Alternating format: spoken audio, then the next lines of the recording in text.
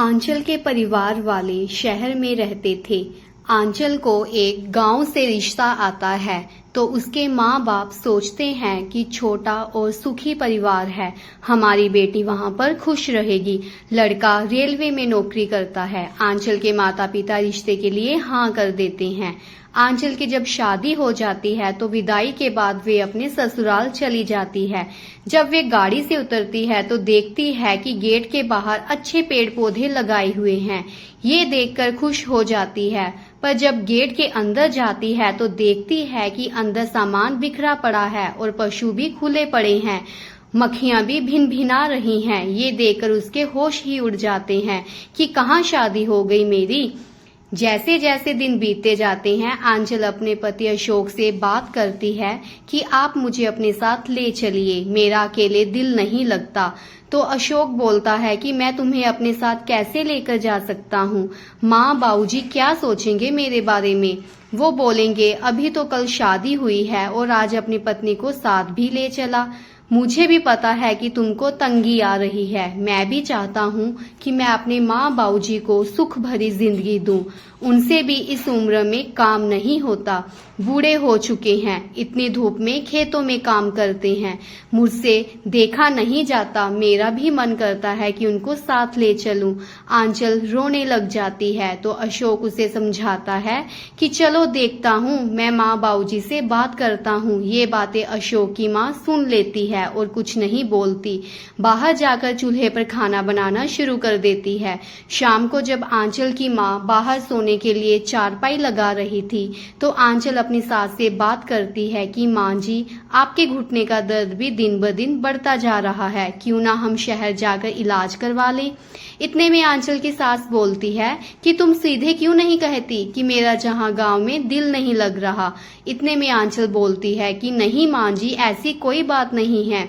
उसकी सास नाराज होकर वहां से चली जाती है।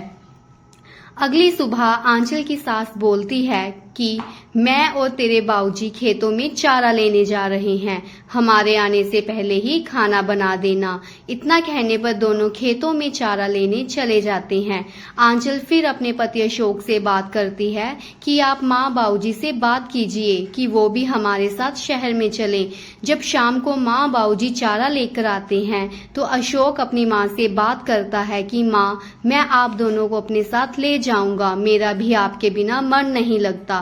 हम शहर जाकर आपके घुटने का इलाज करवाएंगे। उसकी मां नहीं मानती। अशोक के समझाने के बावजूद भी मां टस से मस नहीं होती। फिर बाबूजी शीला को समझाते हैं कि देख शीला, अगर अशोक इतना कह ही रहा है तो हम उसकी बात मान लेते हैं और उसके साथ शहर चले जाते हैं। फिर शीला बोलती है कि जैसा आप ठीक समझे। अशोक के बाबूजी अपने सारे पशु बेच देते हैं और अपने बेटे और पत्नी के साथ शहर चले जाते हैं। आंचल शहर में अपना एक सेंटर खोल लेती है। वहां पर वे बच्चों को अंग्रेजी की ट्यूशन देती है। घर में एक काम वाली बाई लगा लेती है जो घर का खाना बर्तन साफ करने और झाड़ू पोछा लगाने का काम करती है।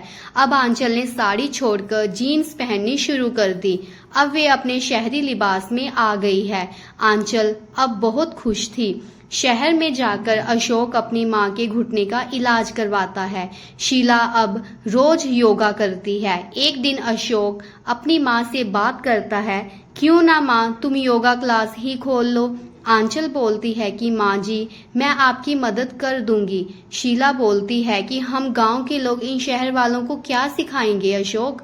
अशोक कहता है कि माँ, तुम सब कुछ कर सकती हो, तुम्हें तो गांव के घरेलू नुस्खे भी तो आते हैं कि कैसे हम अंग्रेजी दवाइयों को लिए बिना ही घरेलू नुस्खों से अपना इलाज कर सकते हैं। शीला मान जाती है। अशोक अपनी माँ को घर में ही योग क्लास बना देता है और घर के बाहर बोर्ड लगा देता है।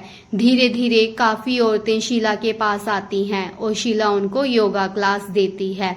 शीला अपने बेटे और बहू का धन्यवाद करती है कि अच्छा किया तुम दोनों हमें यहाँ ले आए। अशोक अपने माता पिता को सुख भरी जिंदगी देने में बहुत खुश था। तो ऐसी और वीडियोस देखने के लिए प्लीज आप मेरे चैनल को लाइक, सब्सक्राइब, शेयर और कमेंट जरूर कीजिएगा। धन्यवाद।